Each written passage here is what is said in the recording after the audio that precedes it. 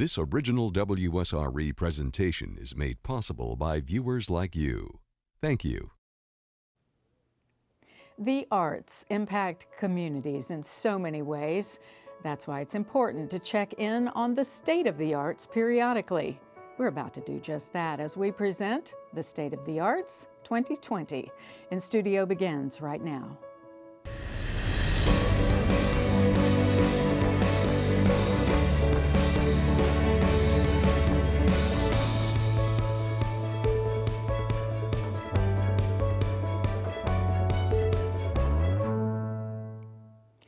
According to the publication Bold Business, when arts and culture interweave in the fabric of a community, it helps cities attract tourists and diverse talent. It brings about innovation and it grows the economy. For individuals, well, we benefit on both physiological and psychological levels. For this latest inStudio State of the Arts 2020, we've gathered together some of the major players in Northwest Florida's robust performing arts scene. We'll be talking with folks from the Pensacola Symphony Orchestra, the Mattie Kelly Arts Center in Okaloosa County, the Pensacola Children's Chorus, and the Pensacola Saenger Theater. For Act 1, we welcome to our discussion Peter Rubardt. Peter is the music director of the Pensacola Symphony Orchestra. Peter Rubardt has earned wide acclaim for powerful and insightful performances that inspire passionate responses to symphonic music. In addition to his 23 years as music director of the Pensacola Symphony, in recent years he's added the music directorships of the Meridian and Gulf Coast Symphonies. Now, throughout his career, he has worked very successfully to deepen the relationships between communities and their orchestras, which has led to growing audiences and a broad base of support. And Bret Barrow. Bret is in his 15th season with the Pensacola Symphony and has served as executive director since 2009. During this time, the orchestra has advanced in numerous ways, both on and off the stage. Now, Bret gives credit for that to others. He points out that the PSO continues to flourish thanks to an encouraging community of patrons and volunteers, a dedicated administrative team, and truly brilliant musicians led by Maestro Peter Rubardt. I happen to know that Bret has a lot to do with the symphony's success too. Through his work at the PSO, Bret strives to share music in meaningful ways through creative partnerships and extraordinary experiences. So we welcome both of you to the program. We're so grateful that you came. Bret also plays the trombone in the symphony, yes? That's correct, yeah. Interesting perspective. It's like my dad used to be high level oil and he always worked in a gas station, you know, just to make sure that he stayed in touch. How more in touch can you stay, right? Well, the trombone section is basically our gas station for the orchestra. It's very, very similar. Well, of course I would bring that into nothing like that at all. But my point is, I love that you're so involved in that way, and you can do the administration. And Peter? Yeah. It's so incredibly valuable to me to have an administrative partner who also sits in the orchestra, you know, who sees all of these issues that we discuss so many times, you know, from two different directions, you know, and sometimes he sits in the audience, and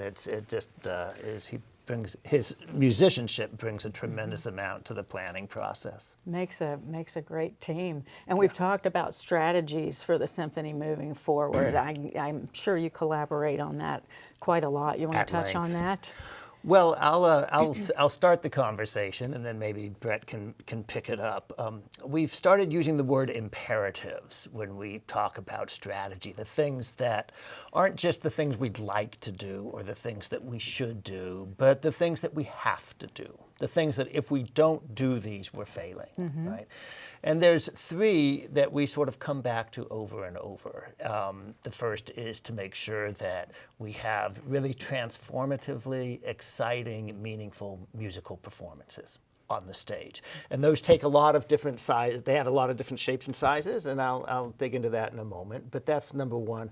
Number two is an always present sense of serving our community and knowing that that's not only on the Saenger Theater stage on Saturday night. That's part of serving our community. But there's so many more ways that music can nurture a community, and we are at the forefront of that here in Pensacola. And then the third thing is just the organizational stability, the leadership, the financial resources, the structure of the organization. So those are the three imperatives. In most everything we do, we tie back into one of those three goals in one way or another. So important. Absolutely. And like Peter said, we have these three goals, and a lot of what we do and when we talk about what makes us most excited is the artistic or the community, but without that third, that stability of resource, both personnel and financial, we really would struggle. So we're grateful for all the support we get for the community in both leadership and financial support. I love that they are imperative.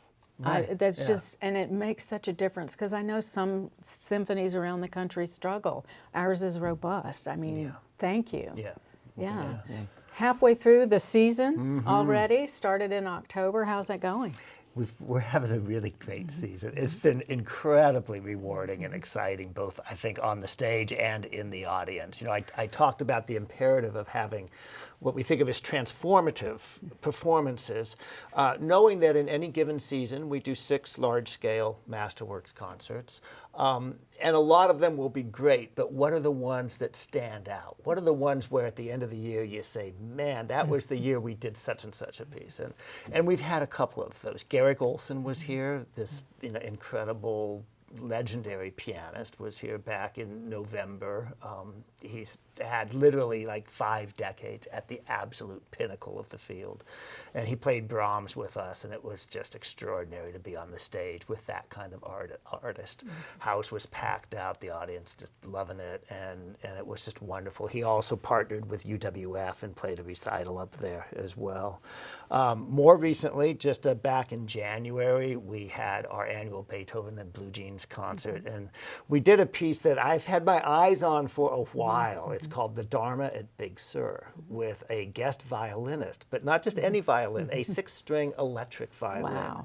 And Tracy Silverman was the artist. He basically developed the 6-string electric violin, and John Adams wrote this piece for Tracy.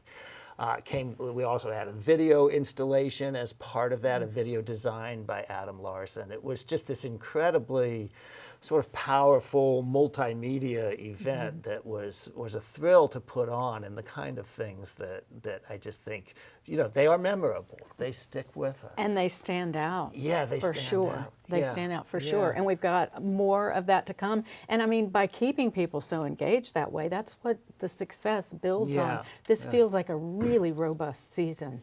It is, and I think, in the artistic side of things, we've had several big pieces come together this season, and it's really, Peter's touched on a couple of them. We still have some yet to come.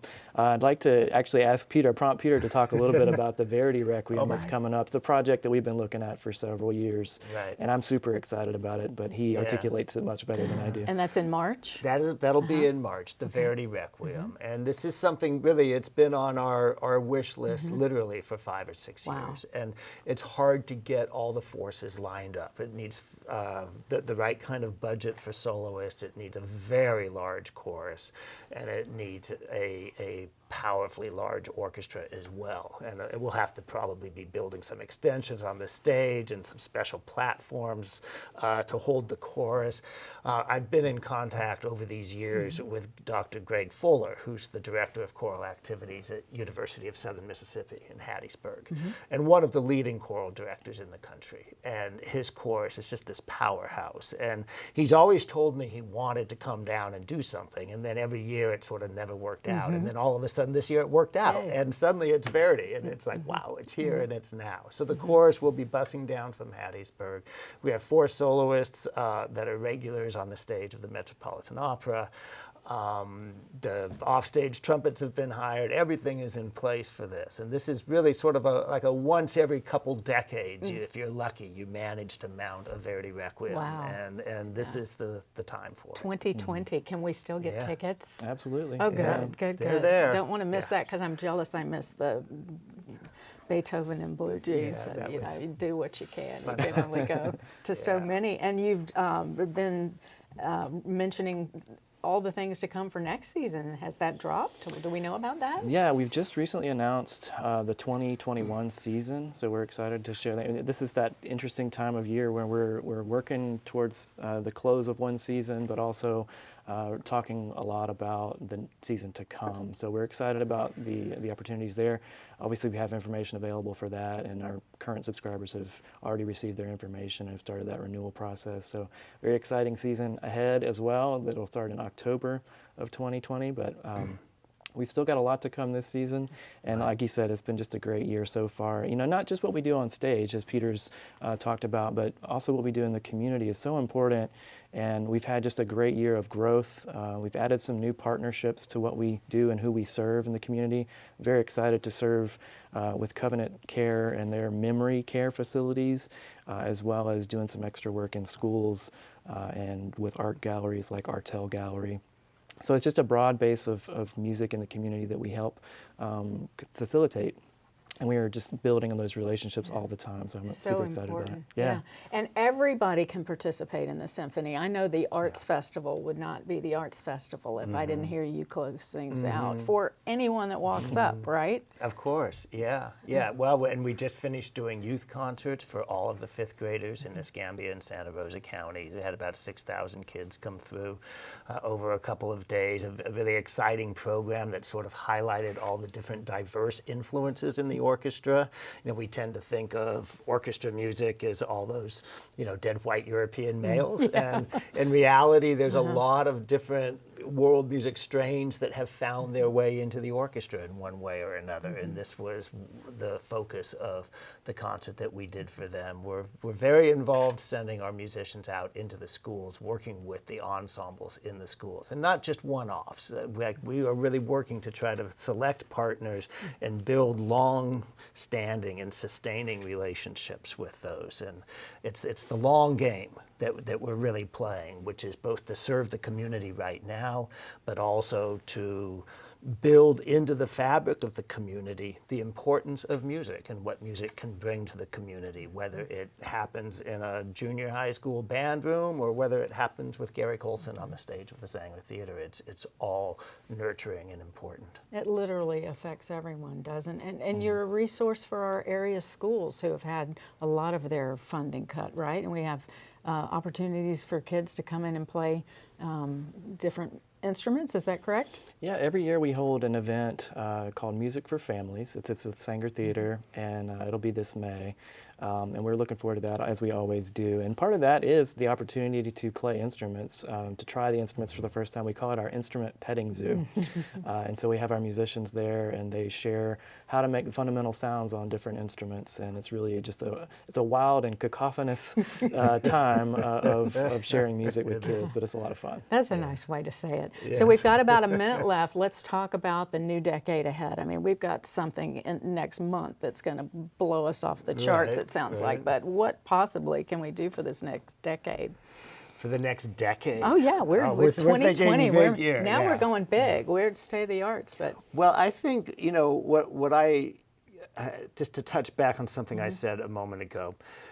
One of the hallmarks, I think, of the Pensacola Symphony thinking, which I find so gratifying, is that we are committed to the long game. Yeah. We are always thinking not how do we put out the fire that just came up, how do we get through the end of the season, but no, how do we make sure that we've planted all the seeds that we need and are nurturing the long-term growth for the orchestra and this community after we're all gone, because that's really the point. And so that is the ways that we're already thinking. We do have some major projects in the works that I won't mention right now, but we do have some long-term projects in the work that I think will be transformative, as well as a whole nother season of concerts teed up and ready to go. Well, we'll try to do this again next year. Thank you, Bret, very much. Appreciate it, and the community's support as well. Yes. Well, when we return, we'll continue our discussion of the state of the arts in Northwest Florida. We'll be joined by Jeanette Shires and Lynne Fehrenbach with the Mattie Kelly Arts Center.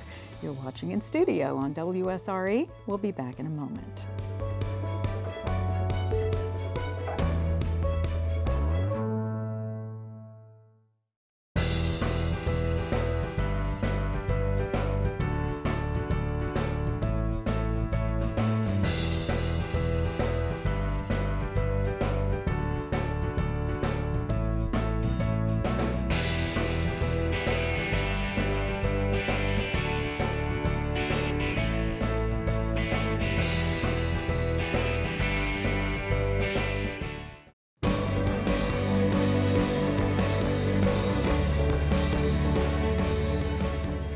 Welcome back. You're watching In Studio. Our topic, the State of the Arts 2020. With us now, Jeanette Shires. Jeanette is in her 19th year at the Mattie Kelly Arts Center in Northwest Florida State College, serving as the director for the last 7 years. Jeanette is originally from the Philadelphia area, but she says she got here to Florida as quickly as she could. She began her career in accounting, but was bitten by the theater bug and has never looked back. Jeanette states that she loves working with the very passionate, dedicated, and creative people she is with on a daily basis, and loves going to work every day at the Mattie Kelly Arts Center. And Lynne Fehrenbach. Lynne is the Director of Education and Outreach and Operations Manager for the Northwest Florida Symphony Orchestra. She has over 30 years of experience in orchestral, contract, and solo artist management. Lynne is also a violinist and music educator who has been with the Northwest Florida Symphony Orchestra for some 8 years. So we'd like to welcome both of you ladies to our program. Thank you for having us. Appreciate you making the drive. Yeah. In the rain. Yeah. So anyway, we're glad that you're here, and we'd love to start out by talking about Mattie Kelly. So there's a Mattie Kelly Foundation in Destin? In Destin. Okay. And we are the Mattie Kelly Arts Center, Performing Arts Center that's on the campus of Northwest Florida State College. Like you said, we're in our 23rd year. It was built in 1997, and we have a 1,650-seat theater, which a lot of the national tours come through and are delighted to see. We have a beautiful, beautiful theater. We have a black box that seats about 200. We have a beautiful Tyler recital hall with great acoustics, an amphitheater that we've never even put to the test of how many people we can actually fit in there. We have wonderful galleries, recording studio, dance studio, and classrooms. So we've got a great big center there, right on the campus of the college. So you manage all of that, correct? Can somebody call you and say, I want to rent an art gallery, or I want to rent this space for, how does that work? Yes, they do. They do call us, and they inquire about the dates, because that's always difficult because we have so much going on with our rentals and the college programs and then the national tours that we bring in, but to see if the date's available and see if they're, we take a look at what they're actually doing and see if that will be a good fit for us. So yes, anyone we rent to anyone who has an interest, for sure. Yeah. And the Northwest Florida Symphony Orchestra performs in that space, correct? Correct. We're in residence there, and we love it. We have everything we need for our successful performances. We have a lot of spaces. If we do have, for example, a recitalists come in, then they can use the recital hall instead of the huge theater and make it more intimate and more chamber music-ish, as it should be, a little bit more intimate like that. And you play with the orchestra, and you also operate things? How does that work? It's a very long story, but I moved to Florida as a violinist, and who's been playing all over the place for a number of years. And I came here, and it was actually, and I've told Jeanette this before, it was actually Mattie Kelly Arts Center that made me stay. At the time I was dating somebody, I didn't really want to move here. There was nothing for me, I thought. And when I went to one of the Northwest Florida concerts to see the conductor and to see the orchestra, I thought, you know what, I can make a home here. And that's what I did. So I went into the orchestra, played first violin and second violin, kind of a dual thing. And then a couple of years later, the conductor had asked me, with your experience, could you please do some education work for us? And I said, absolutely, because that's where my passion is. So that's how the Education and Outreach program got started. We have several partners in the community. We have, Okaloosa County School System, Walton County Schools, where we send musicians and or our soloists that we have for the concerts into the schools to play for them. We play for the Emerald Coast Autism Center every month. We're pretty much their music program because they don't have one. So we, expose the children to different instruments and lessons, music lessons that they do. And also the Northwest Florida Rehabilitation Institute, which is a facility in Destin across from the airport with multiple stroke, victims, things like that. So we go in there for some music therapy every month and play in each individual room at the center for the people and have a really special one-on-one connection. And that's my favorite to do, is the one-on-one connection with that. So. I'd like to talk more about that in just a bit, about the connection with music and people that need music. I think everybody needs music. That but, is true. Yeah, That but is Jeanette, true. let's talk about you. So you mentioned you do have some big shows coming through. I know the Yes. Saenger, and we'll talk with the Saenger in a little bit, has big shows too. And it seems like there's a pretty good balance of this is here this year, this is here this year, and some of the shows are so big that you can stop here and stop here. You've got a big Broadway season. Yes, we do. We still have a few more shows to look forward to. We have a sold-out performance of Jersey Boys in February on the 21st, so I can't offer anyone any seats for that one. But we also have our Northwest Florida Ballet, which is our ballet in residence, coming in and doing Cinderella at the end of February, beginning of March, and this is their 50th year. We have an orchestra concert on the 7th of March, and it's Beethoven and Bernstein. And then our president started a speaker series, and this will be the last of his 3 speakers in March. Dale Berra is coming, the son of Yogi Berra, and he tells about his trials and tribulations with drug addiction and things of that nature. And then on the 26th of March, the show that I'm most excited about is Choir of Man, because the stage will be transformed into a British pub.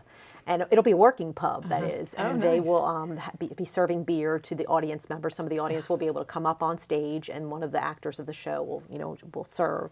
And so we have a local brewery, Third Planet, who's going to help us with that evening's performance. We also have another concert in April, Stars of Tomorrow, which will feature our concerto competition winners.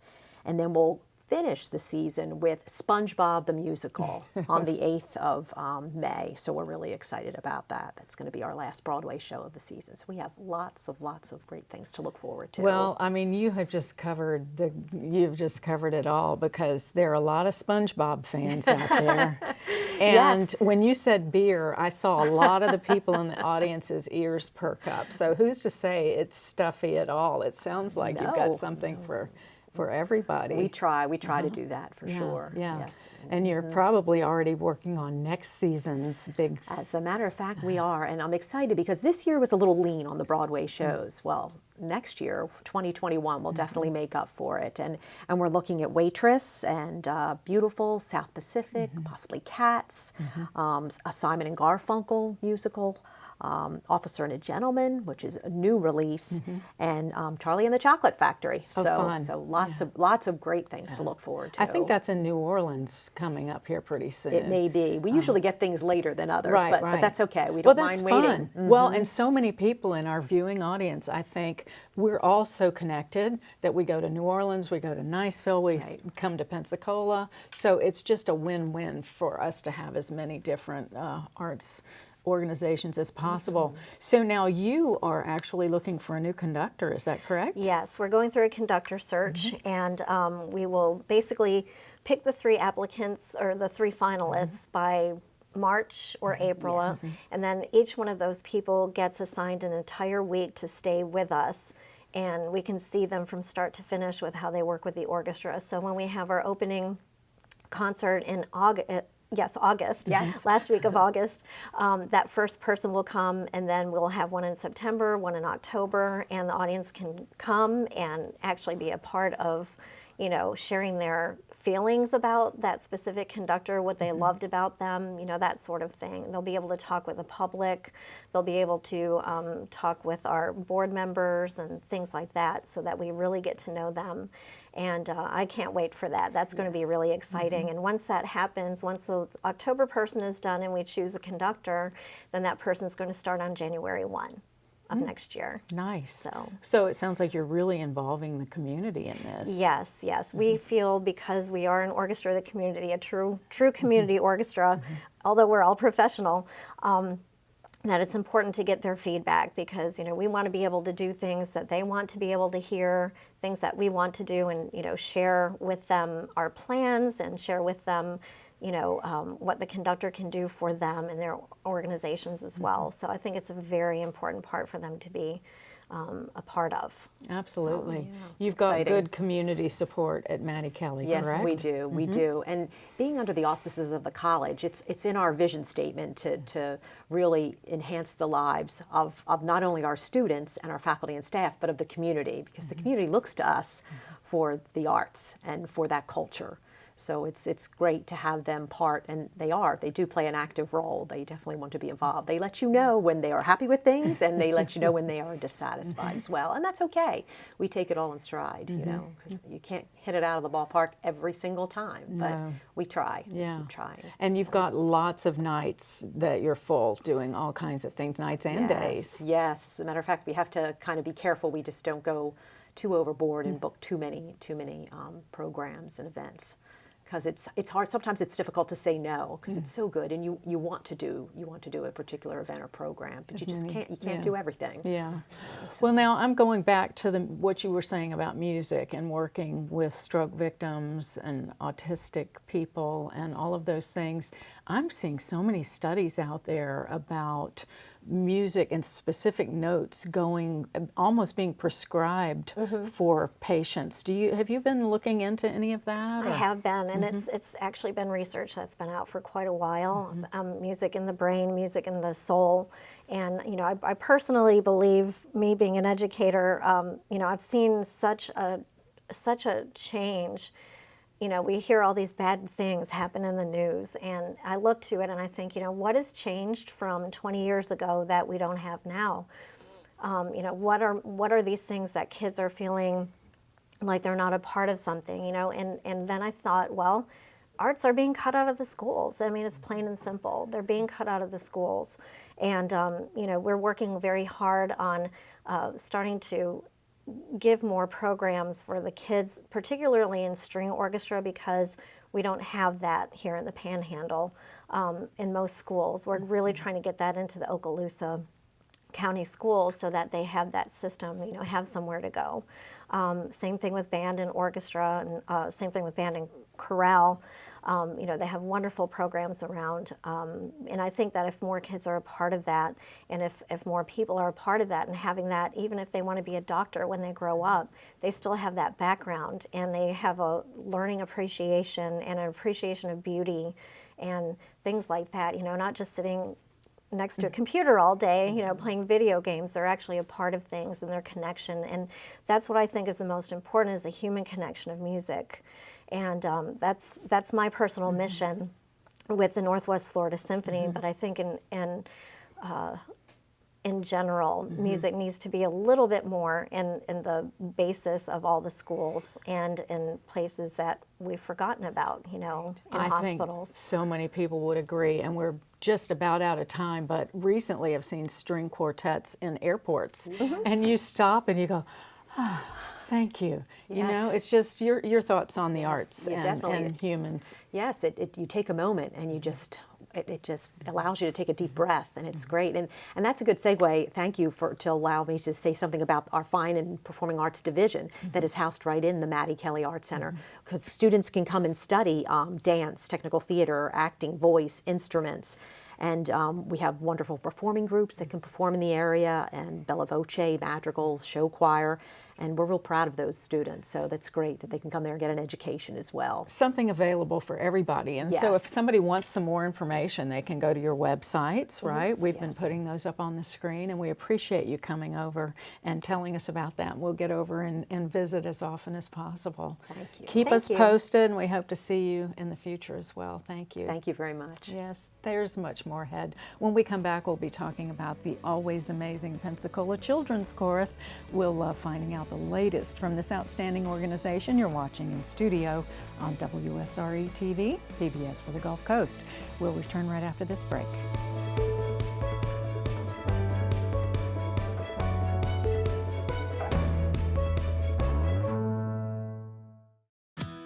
Unlock your newest member benefit.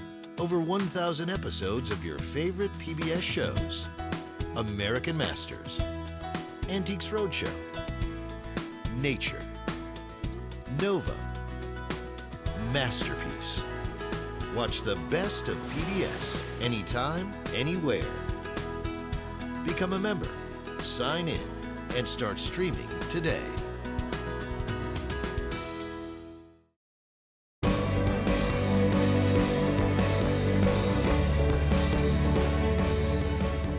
This is inStudio on WSRE TV, the State of the Arts 2020.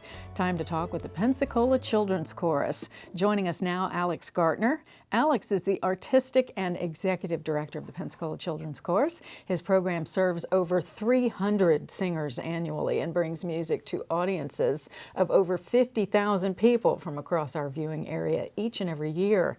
He champions arts education throughout the United States as a leader of the American Choral Directors Association and Americans for the Arts. And Juliana Child. Juliana is an Associate Director of the Pensacola Children's Chorus, a role she has held since moving to the area just last year in 2019. She leads PCC's choirs at the elementary, middle, and high school levels. Juliana has helped to increase PCC's reputation as a local arts education champion by serving as a resource for our area's public school music teachers. Juliana is determined to help the Pensacola Children's Chorus broaden its reach so that all young people in the greater Pensacola area can have access to quality music education. And we welcome both of you, and we were just talking about that in an earlier segment about just how important that is, and everybody's scratching their heads saying, why are we having problems?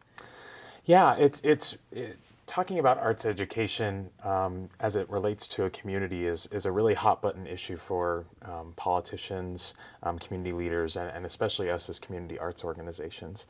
There's quite a bit of research going in right now about this concept of creative economy and specifically what the arts can do for the local economies. We are so blessed here in Northwest Florida to have organizations like ACE, Arts, Culture, Entertainment. We use that tourism tax to help fund organizations like ours and the Symphony and the ballet and so many others. And that all of that money then just gets funneled right back into our creative community. But also what the arts can do for young people who are entering the career field, the skills that they can learn by participating in these programs, whether in their public schools or with us in the community, how those skills that they learn contribute to their success in career, and how that then again goes back and bolsters the economy. There's so much impact that the arts have on the success of Pensacola and this area. Yeah, absolutely. And Juliana, you've just gotten to town. You were in New York. Are you seeing a big difference between the art scene in New York and here, or how does it all work together? Yes, well, I went to school in upstate New York. I'm actually originally from Massachusetts and just moved down here to Pensacola for this job starting in September 2019. And it is different. It has been an adjustment, but it's been really a delight to get to know the area and see what a rich arts area this really is. Pensacola is a very special community. You know, you've got the Children's Chorus alongside so many other arts organizations. It's very rewarding to be making art and teaching kids how to make meaningful art in an area where it's appreciated and celebrated by the public. Yes, it absolutely is. And Alex got here from Cincinnati in 2016 and has since found a bride. Congratulations. Yes, that happened just this past year. Yes. And has really become enmeshed in our community. And we're so glad that you're here. Thank you. People don't realize just how many choirs and children, they have really no idea what you're doing. Please tell us what a day in your life looks like. Well, that's a loaded question. But, you know, at the Pensacola Children's Chorus, we serve about 300 singers a year. Our main core focus is our resident choir program, and we have 10 choirs that span grades 1 through 12. In addition to those programs, we also host a variety of summer workshops too, geared towards those various age levels of elementary, middle school, and high school. And gosh, we do a lot of regular collaboration with our arts partners. The Symphony, the opera, the ballet helps us with our summer programs. We also get really involved in our community organizations, non-musical. We do a lot of interesting partnerships with organizations like the Art Gateway, the Studio Family Children's Hospital, Big Brothers Big Sisters, and the Raleigh Foundation for Pediatric Cancer Research. So there's just so much that we're able to do, and we're just so blessed that we have some really energetic children and some really supportive families and an incredibly supportive community so that we can make this opportunity exist for our young people. Juliana, is it hard to corral that many kids to be and get them to focus? Do you find they start learning to love it, or how does that work? Well, you know, I firmly believe that children want someone to expect their best. And when you expect the best and you set high standards and you set children up for success, they will not only rise to the occasion, but they will exceed those expectations. And so we really try to set students, even our youngest students in first and second grade, up for success at the musical level, and also to foster their social and emotional growth by structuring our rehearsals with a routine, so they know what to expect when they come to rehearsal, and they know that it's a setting where they are going to be recognized and appreciated for who they are, but also pushed to pursue excellence musically. And that's been a big part of our mission. This is our 30th anniversary, Right. 30 years we've been doing this in Pensacola. And there have been so many wonderful success stories, very visible success stories with the chorus, with our phenomenal performing arts alumni who are performing on Broadway stages, opera stages, and television programs, I mean, just all over the place. But a lot of the other unsung stories are people who are successful doctors, lawyers, teachers, and all of those same skills, regardless of which career path you choose, all of them interweave together. And just like Juliana said, that routine that we establish, that commitment that we make to nurturing the whole child, not just teaching them musical skills, but going a step further in how do we apply musical and performance skills to success in a broader life. That's a really core part of our mission, and something that we're looking forward to celebrating this year especially. So true. And I talked to a parent at Interlochen one year who said, she said she came there for theater, and I said, and are you in theater now? And she says, oh no, I'm a lawyer, you know. But the point is that it just can affect every aspect of a child, right? Absolutely. The skills that are ingrained in our mission, responsibility, teamwork, empathy, kindness, confidence, all of these apply. They don't have a job description. They are really important to literally everything in life. And music is so uniquely equipped to teach young people those skills. Yeah, so you can take that and go into any field. Yes. And you talk about the structure, but is it fun too? Oh, of course. It's so much fun. I mean, we do a really wide variety of music. And so we'll do certain pieces that push the students to learn about styles, maybe genres of music from different cultures that they don't know as much about, but also we'll do pieces that meet them where they are and engage them. And we do have a really great time in rehearsals. And you travel a lot? We do a lot of traveling. Yes. This year is kind of a heavy travel year. We've been really fortunate to gain some really prestigious invitations from our national professional development organizations for choirs. The American Choral Directors Association has invited us to perform at 2 conferences this year. We did one in October down in Orlando, and we're doing another one right over in Mobile for the southern region, which is an 11-state region as far north as Kentucky and West Virginia.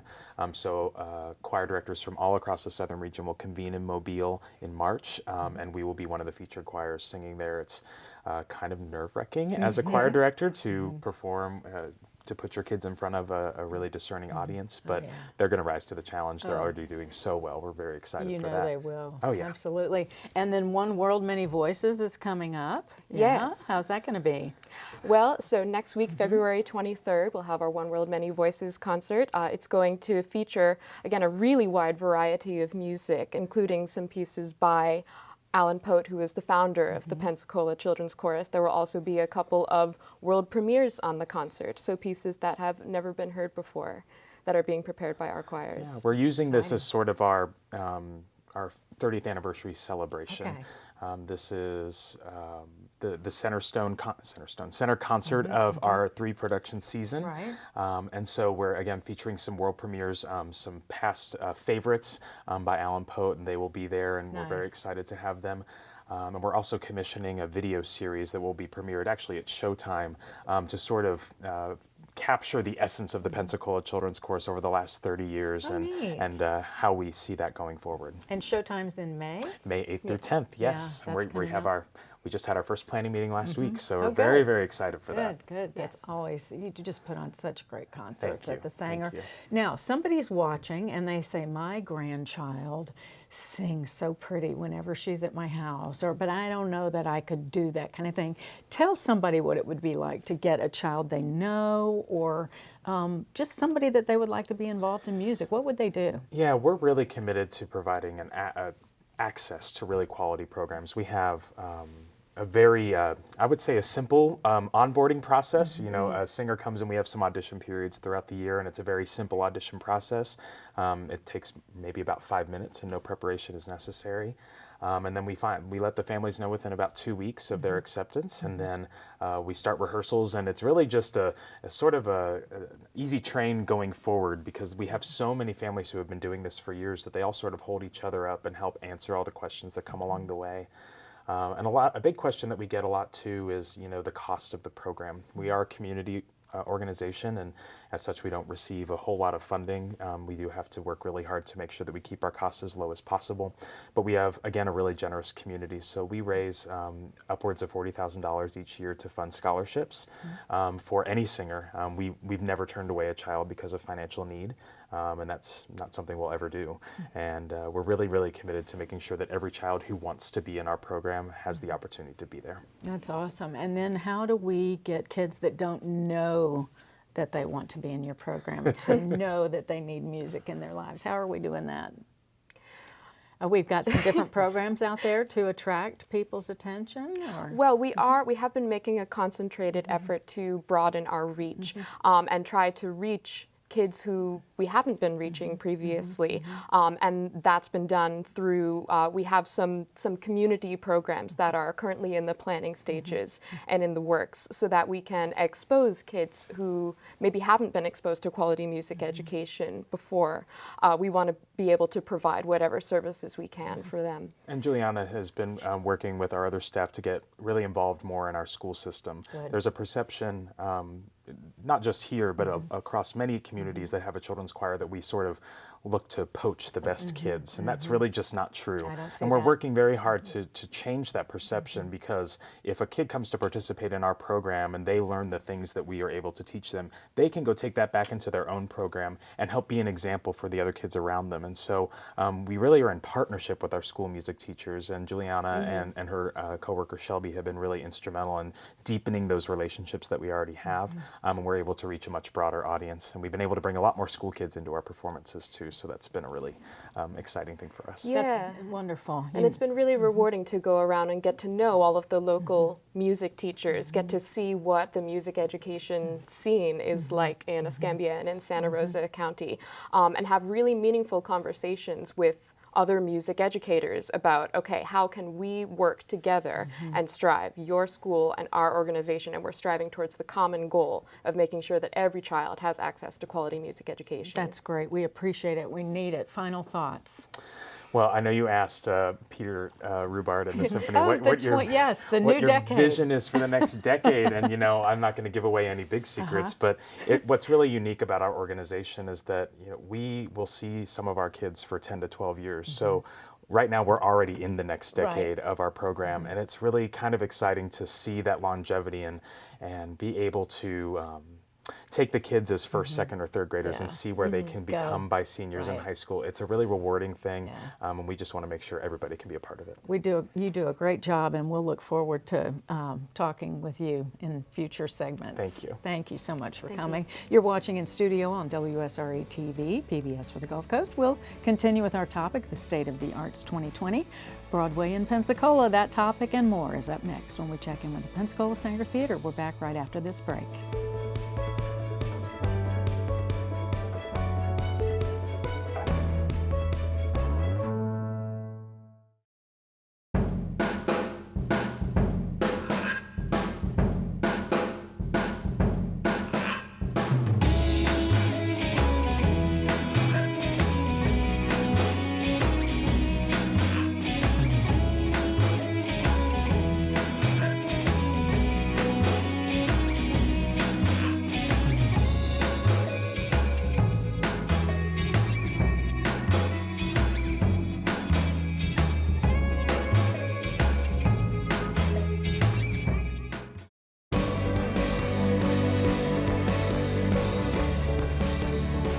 Welcome back.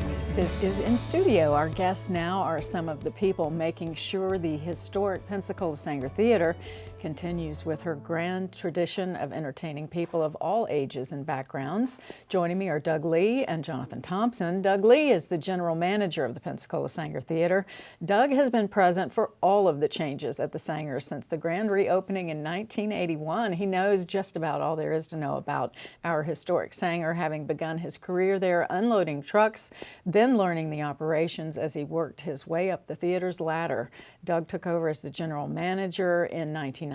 Since then, he's overseen Pensacola's Grand Dame bring new generations of audiences, ever-expanding adventures and experiences. And Jonathan Thompson.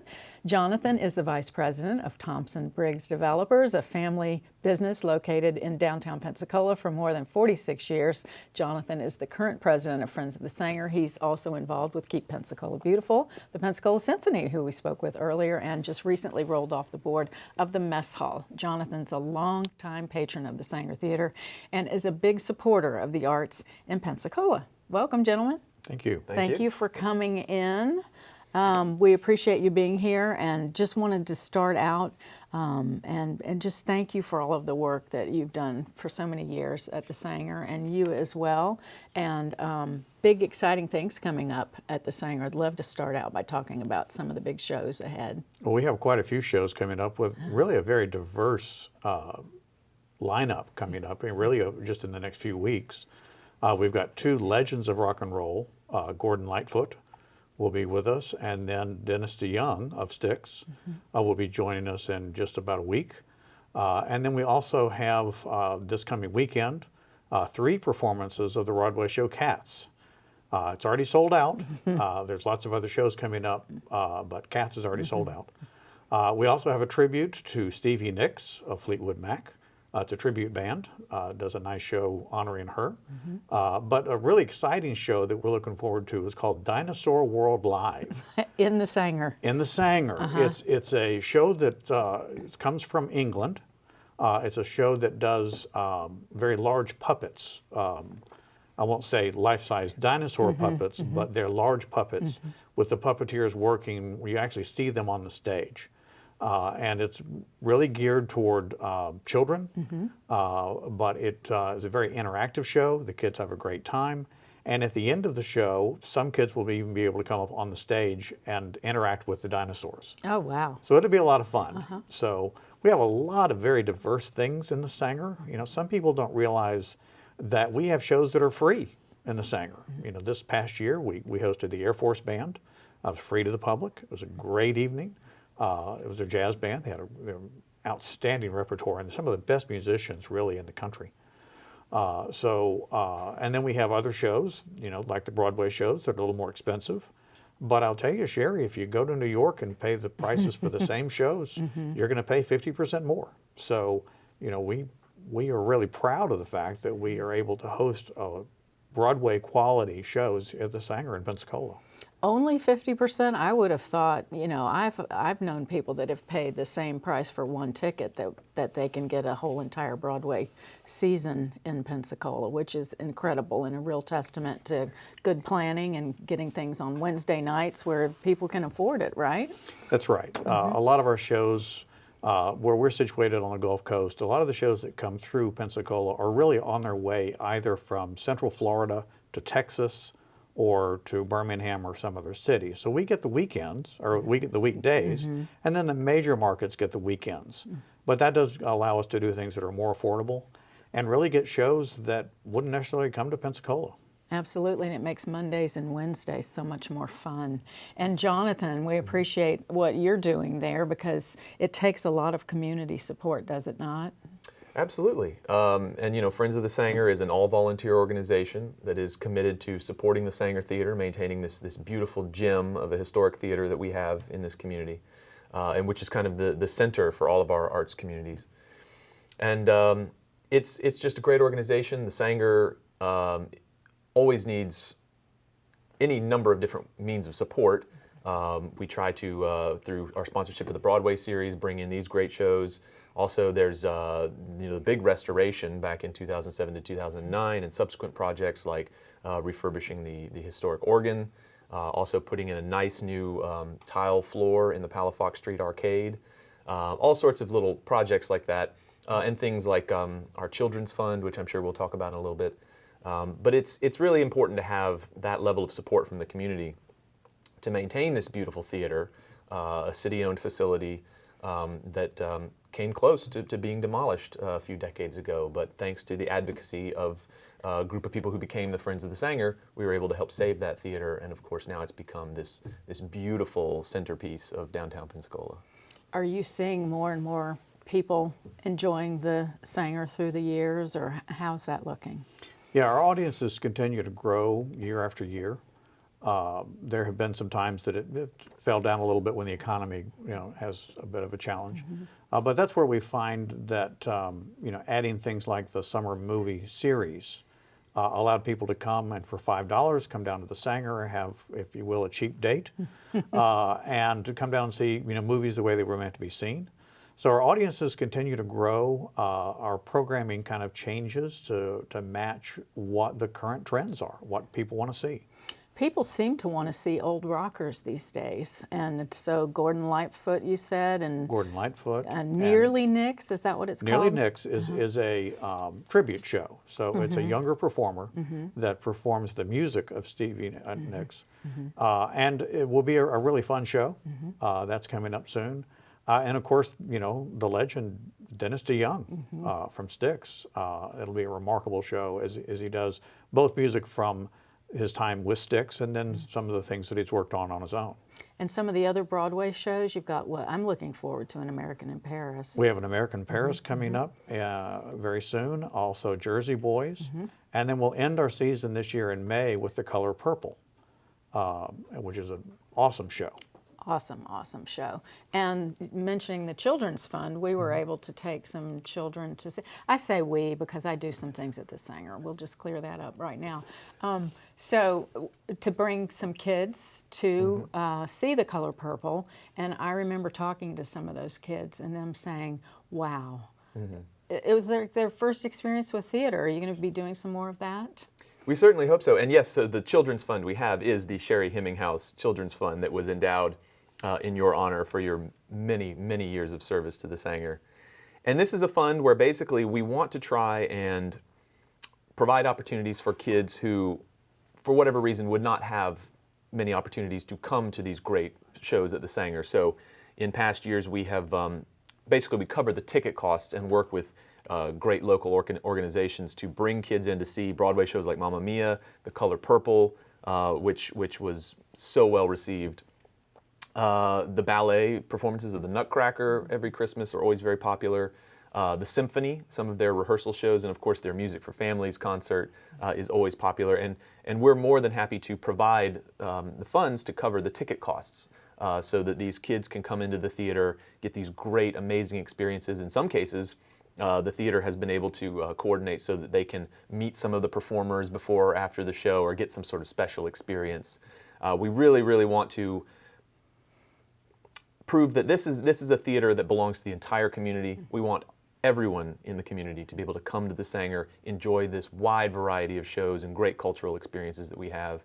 And we're always looking for more partners, more community organizations. We've worked with Big Brothers Big Sisters, and Pace Center for Girls, Pace right? Center for Girls, Arts Quest, a number of different groups. But we're always looking for more partners. We need help on the logistical side of organizations that can identify these kids and help provide things like transport to get them to the theater.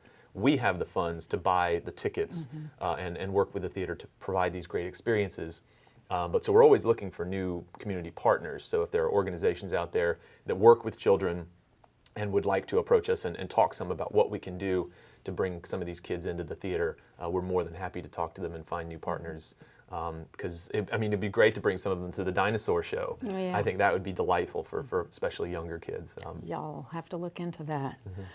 Do you see that downtown has been improved by the rebirth of the Saenger, and what are your thoughts on the whole community as a result of? The first show I worked in the Saenger was in 1978, and at that time people were afraid to walk downtown after dark.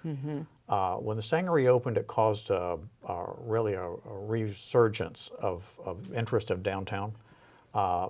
Even back in the early 80s, I could walk out on the sidewalk and see whether or not the audience was here because the sidewalks would have cleared by the time everyone came in the Saenger. It's not that way today. Downtown is very vibrant. It's a great place to come. And there are people there every night of the week. It's really has become a very vibrant downtown, I think in large part by the work of the Saenger.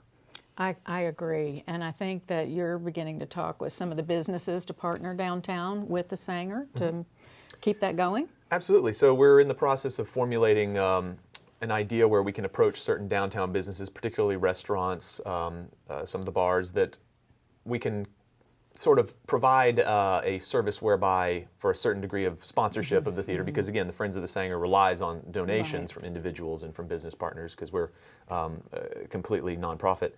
But what we would like to do is identify particular partners downtown where they can show their support for the theater, and then we can offer them opportunities to reach the numerous patrons who come. I mean, there's up to 1,600 people that come to each Saenger show. So it's a great opportunity for these businesses to have an opportunity to provide special offers to people in terms of whether it could be a discounted meal or a free drink. Bring people into those businesses. It's a mutually beneficial relationship that we're trying to work on. Yeah, everybody's supporting each other. And I've asked everybody else, we're almost out of time, the new decade. What do I think the Saenger's going to turn 100. Very soon. We will be coming up in just a few years on that. And I think what we're seeing is that our audience is maturing. They're being more sophisticated in the shows they like to see. And our major shows like the Broadway series are expanding. We're beginning to add multiple performances because the audience is supporting the Saenger so well. That's great to know. Any final words? Yeah, I mean, Friends of the Saenger, we hope to continue raising funds, and there's always going to be, as the theater is frequented by more and more people, and it's aging. Right. There's always going to be a need for funding to do all sorts of projects, to put in a new tile floor, to replace the carpeting, whatever it may be. So that's where Friends of the Saenger comes in. So we're always finding good uses for this money that the people in our community have been generous enough to share with us. Helping her to age gracefully, Absolutely. right? Thank you, both of you, for coming in. I appreciate it so much. Long live the Saenger. We want to thank all of our guests for taking time out of their busy schedules to bring us up to date with the State of the Arts 2020 in Northwest Florida. Special thanks to Maestro Peter Rubardt and Bret Barrow from the Pensacola Symphony Orchestra, Jeanette Shires and Lynne Fehrenbach with the Mattie Kelly Arts Center in Okaloosa County, Alex Gartner and Juliana Child, Pensacola Children's Chorus, and Doug Lee and Jonathan Thompson with the Pensacola Saenger Theater. Please, when you have a moment, visit each of these organizations' websites and then take in some of the wonderful performances they offer. The cultural and entertainment performing arts opportunities available here in Northwest Florida are truly extraordinary. And to continue to remain as vibrant as they all are dependent upon our dedicated support. So the State of the Arts 2020, Part 1. We hope to bring you more on this topic with some of our other arts organizations here along the Great Gulf Coast in a future edition of inStudio. I'm Sherri Hemminghaus Weeks. Thank you so much for watching. We'll see you right here on WSRE TV, PBS for the Gulf Coast next time. Until then, take good care.